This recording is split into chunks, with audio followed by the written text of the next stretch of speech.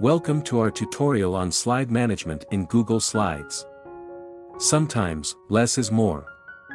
In this video, we will show you how to remove unwanted slides and keep your presentation focused. 1. Open your Google Slides presentation in any web browser. Locate the slide you want to delete on the left panel. To select multiple slides, hold down the Shift key while clicking, press the backspace or delete key on your keyboard. Alternatively, right-click the slide and choose Delete from the context menu.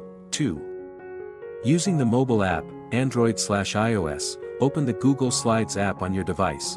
Tap the slide you wish to delete, switch to edit mode if you're not already there. Long tap the slide to highlight it, you'll feel a vibration.